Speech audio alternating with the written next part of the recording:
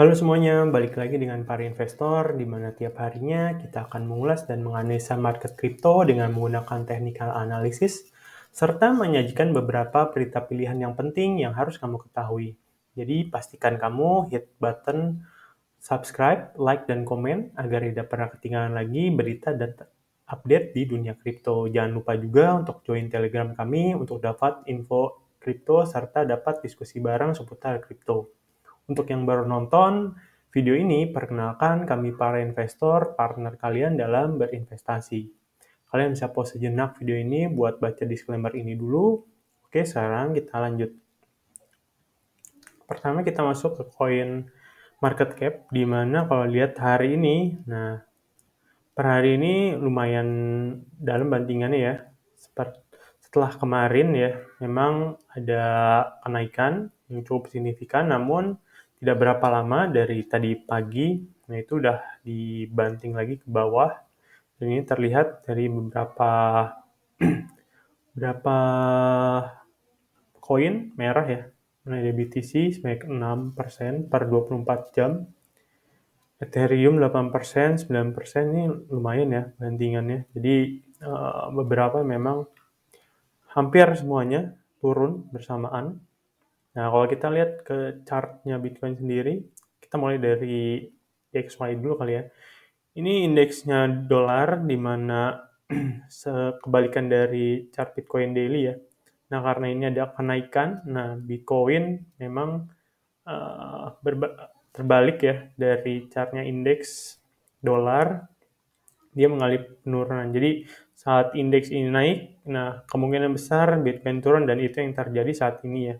Dimana chart candle harian ini dimulai naik. Begitu juga dengan USDT dominance ya, di mana USDT dominance kalau kita cek, oke, nah kita cek, nah sama ya. Nah ini berkebalikan dengan chartnya Bitcoin, di mana hari ini USDT dominance naik ya, naik hingga 6%, karena memang seperti indeks dolar, nah saat orang-orang keluar dari altcoin atau Bitcoin, mereka kembali mengamankan posisinya ke USDT. Jadi USDT dominance-nya dia naik. Banyak sekarang 6%. Nah, kalau kalian nonton video kita yang kemarin ya, nah kita juga ada bahas bahwa kenaikan ini pernah terjadi di beberapa hari yang lalu ya. Nih, lihat nih. Jadi ini sebenarnya lagi fase riskan ya, karena bantingannya lumayan kerasa kencang ya. Kayak ini, di tanggal 15 Mei naik, terus turun. Ini juga di 18 Mei turun, terus naik, terus turun lagi. Gitu juga di 22 Mei, setelah 23 naik, terus dibuang lagi. Terjadi di 30 dan tanggal 1 Juni, dan terakhir kemarin ya, di 6 Juni.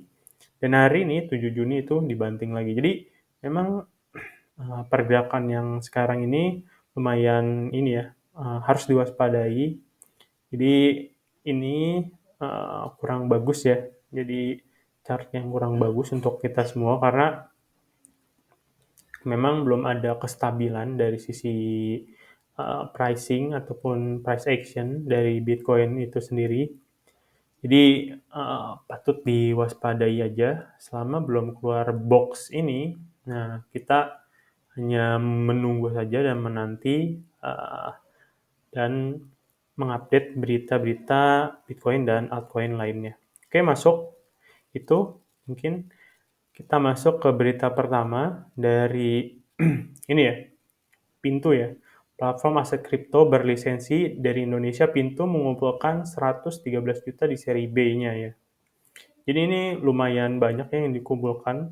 Setelah penutupan kemarin, investor yang masuk pun ini banyak yang terkenal ya, kayak Pantera Capital, Into to the Ventures, Lightspeed, Northstar Group. Nah ini mereka berempat ini mengumpulkan total dana 113 juta untuk aplikasi Pintu ya. Nah ini memang sudah sangat terbaca ya, karena kalau dilihat dari data ya, nah ini data Indonesia mengalami pertumbuhan yang cukup besar antara tahun 2020 dan 2022 ya, sampai 4% populasi negara ini investasi ke kripto.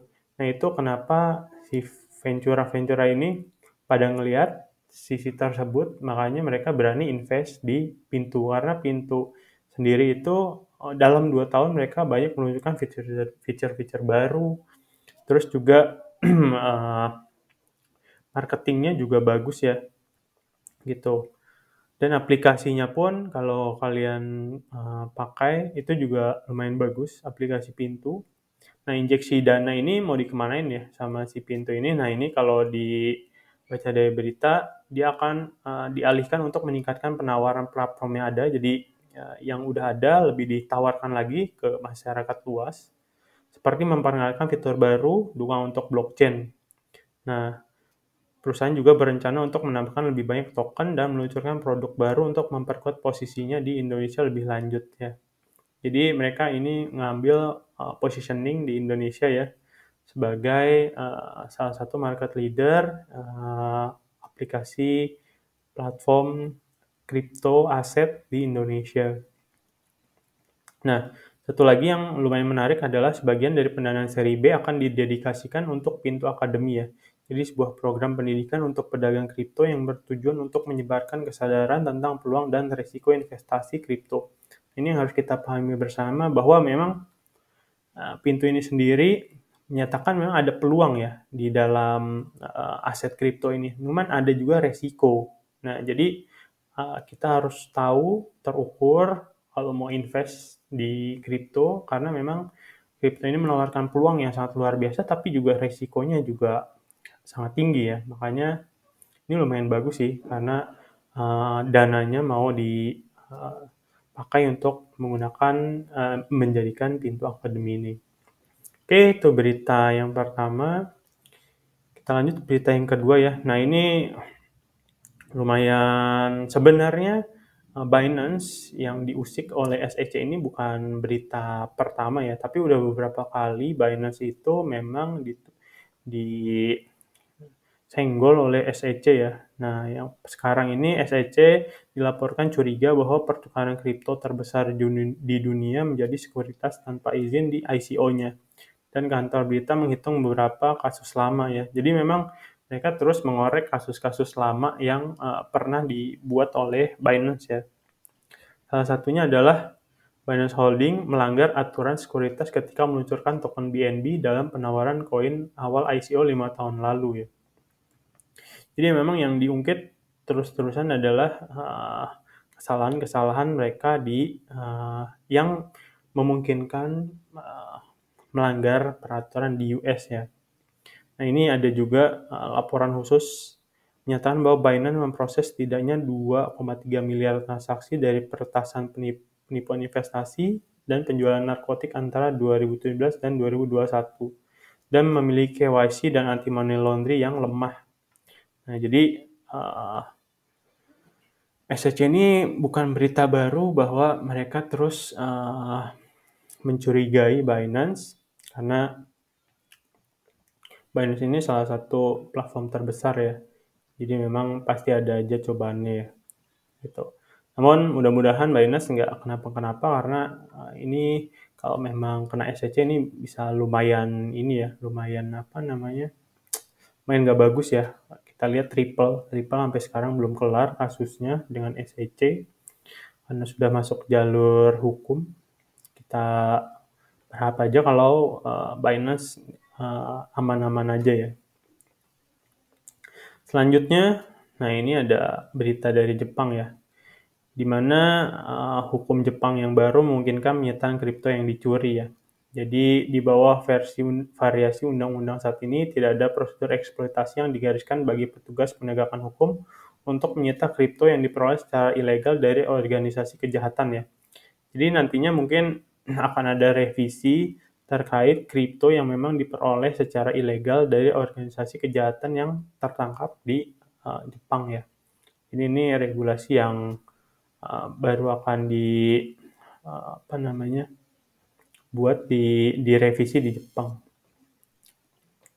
Lanjut ke berita selanjutnya, ini berita hari ini kebanyakan tentang ini ya, tentang law ya. Salah satunya ini IRA ya, IRA itu IRA Financial Trust, dia penyedia layanan kripto IRA. Nah, kripto IRA ini menuntut platform Gemini ya, karena dugaan perannya dalam pelanggaran akun pensiun pelanggan.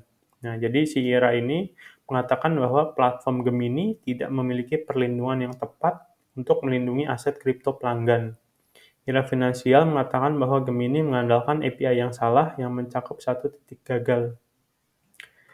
Nah, nggak hanya itu, sistem Gemini memiliki satu titik kegagalan tetapi juga mengandung kerentanan besar yang memungkinkan pelanggaran satu akun pelanggaran menyebar ke semua akun ya.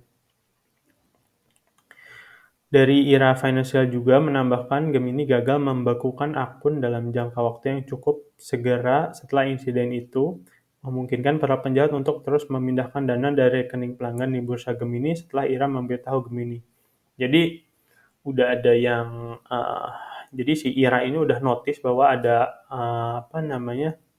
malfunction ya di platformnya Gemini, udah dilaporin tapi si Gemini tidak bertindak cepat ya, makanya si IRA ini melaporkan si Gemini ini. Nah, ini Gemini juga salah satu platform besar juga ya di dunia. Jadi ya tadi kita cek sendiri ada beberapa yang memang mengemuka ya tentang jalur-jalur hukum yang diarahkan kepada platform-platform cryptocurrency ya.